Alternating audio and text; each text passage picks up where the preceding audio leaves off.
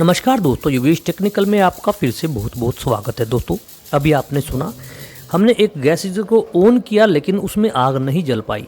Lighter का sound हमें सुनाई दे रहा था लेकिन एक साउंड मिसिंग था, वो था हमारा इलेक्ट्रोमैग्नेट रिले का साउंड।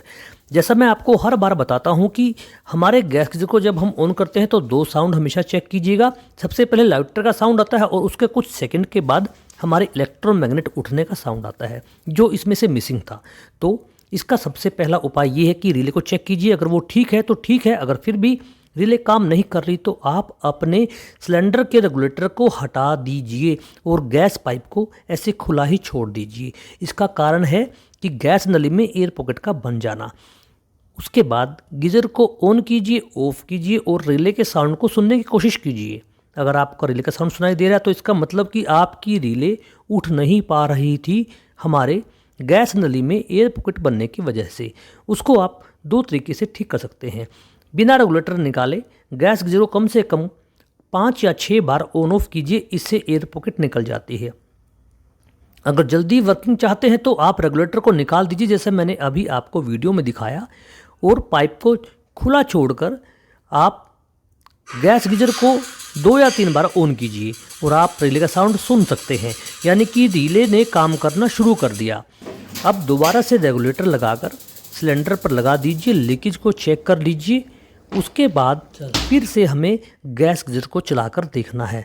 ये मैं इसलिए कह रहा हूँ कि कई बार हमारी ये समस्या ऐसा करने से ठीक हो जाती है, लेकिन जैसे ही हम दोबारा सिलेंडर में रेगुलेटर को लगाते हैं तो ये समस्या फिर से उत्पन्न हो जाती है, जैसा अभी वाले केस में हो रहा है।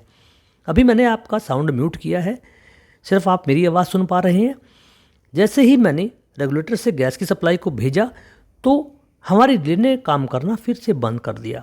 अब ऐसा क्यों हुआ दोस्तों, ये जान लीजिए कि ऐसी समस्याएं हमेशा सिलेंडर को बदलते समय आती हैं, या फिर कई बार हम जब गीजर नया शुरू करते हैं तब यह समस्या आती है। तो इसके लिए आपको करना है, एक रेगुलेटर अलग से लेना है।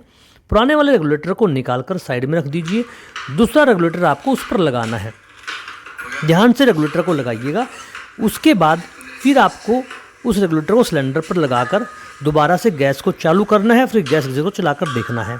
अब मैं आपको बताऊंगा कि गैस गीजर चला और इस गैस गीजर में क्या फॉल्ट था, वो अभी हम आगे वीडियो में देखेंगे। तो जैसे ही मैंने सप्लाई को ऑन किया और गीजर को चालू करके देखा तो मेरा गैस गीजर चल पड़ा। यानी दोस्तों इसमें समस्या थी रेगुलेटर के ख़राब होने की। हमेशा ये दो बातें जान लीजिए, गैस गीजर को एक निश्चित गैस का प्रेशर चाहिए होता है।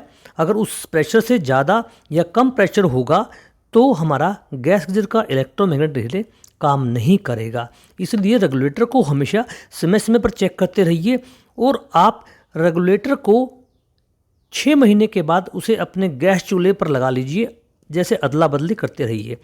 अगर प्रेशर कम या ज़्यादा होगा तो आपका इलेक्ट्रोमैग्नेट रिले काम नहीं करेगा, जैसे इस केस में था। ये बात आपको मैं इसलिए बता रहा हूँ कि कई बार हम ऐसी जगह होते हैं जहाँ हमें जल्दी से टेक्नीशियन उपलब्ध नहीं हो पाता, नहीं तो आपको ये सारा काम टेक्नीशियन से करवाना चाहिए, ये बेहतर रहता है। दोस्तों ये कोशिश थी कि आप सभी लोगों को इसके बारे में बताना। वीडियो को आगे शेयर अवश्य कर दीजिएगा। चैनल पर नए हैं तो सब्सक्राइब करना मत भूलिएगा और आपका वीडियो देखने के लिए बहुत बहुत धन्यवाद दोस्तों।